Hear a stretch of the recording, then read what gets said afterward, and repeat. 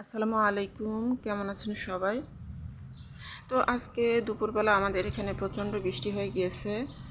তো বৃষ্টির পরে একটু ভাবলাম যে ছাদে যাই, তো তখন মোবাইলটাও সাথে নিয়ে এসেছি। তো ভাবলাম যে আপনাদের সাথেও শেয়ার করি গাছপালার কি অবস্থা।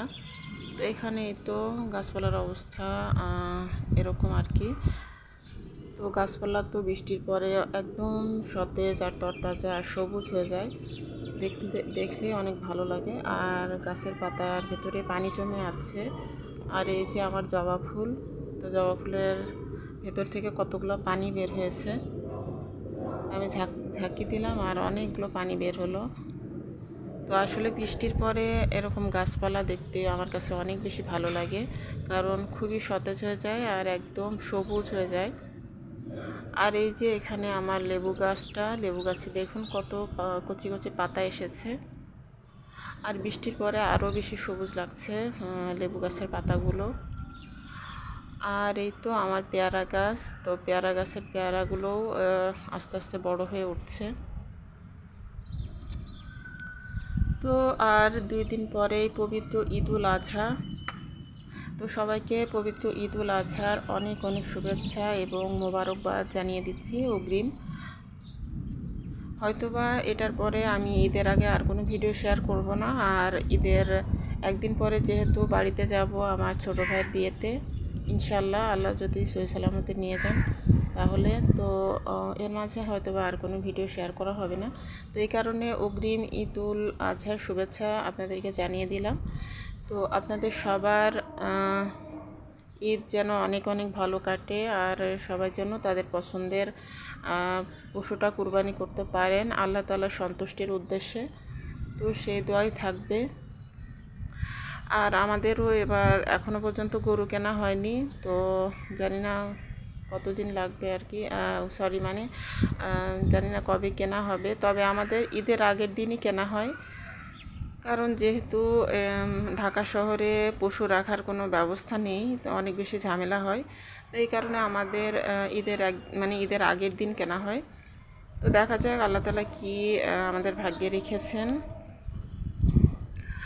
তো দেখতে পাচ্ছেন বৃষ্টির কারণে ছাদের অবস্থা খুবই খারাপ আর আকাশটা অনেক বেশি মেঘলা। আর এই যে আমি অন্য সাইডে চলে এসেছি। আর এখানে যে দেখুন আমার করলা গাছটা মাশাআল্লাহ অনেক সুন্দর ডালপালা ছেড়েছে, অনেক সুন্দর লতা ছেড়ে তারপরে এই তো উপরে উঠে যাচ্ছে আর অনেক বেশি ঝাঁকড়া হয়েছে।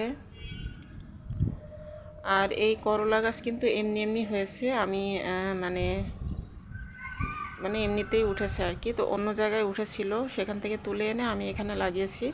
তো মাশাআল্লাহ গাছগুলো খুব সুন্দরভাবে গ্রো করেছে। তারপরে এই যে এখানে করলাও চলে আসতেছে, এই যে ছোট ছোট করলা আসতেছে। তো মাশাআল্লাহ আমার কাছে করলা গাছ অনেক ভালো লাগে।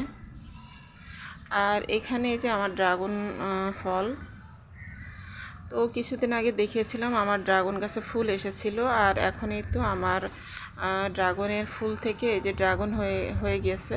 তো এখনও সবুজ সবুজ আছে। তো এগুলো যখন একদম পেকে লাল হয়ে যাবে তখন পারবো, তখন ইনশাআল্লাহ আপনাদের সাথে শেয়ার করব। তো এই যে দেখুন আমার বরই গাছ, তো বরই গাছটা রিপোর্ট করা দরকার, কারণ বরই গাছের ড্রামটা অনেকটাই নষ্ট হয়ে যাচ্ছে, কারণ অনেক আগের তো মরিচা পড়ে গিয়েছে। তো এগুলো আসলে করা দরকার, দেখে আস্তে আস্তে করব। আর এখানে এই যে আমার গোলাপ গাছ, তো গোলাপ গাছের ফুলগুলো বৃষ্টির কারণে অনেকটাই কেমন যেন হয়ে গিয়েছে। তো যাই হোক, সবগুলো গাছই অনেক সুন্দর সতেজ হয়ে গেছে। আর এই যে এখানে করমচা গাছ, তো করমচাগুলো বড় বড় হয়ে গেছে। তো এখন এই তো একদম লাল টকটকে হয়ে গিয়েছে, তারপরে যখন পাকবে তখন একদম কালো হয়ে যাবে। তো কালো হয়ে গেলে তখন খেতে অনেক মজা লাগে। আর এই তো আরেকটা পেয়ারা গাছ, তো এই গাছেরও পেয়ারাগুলো বড় হয়ে উঠছে।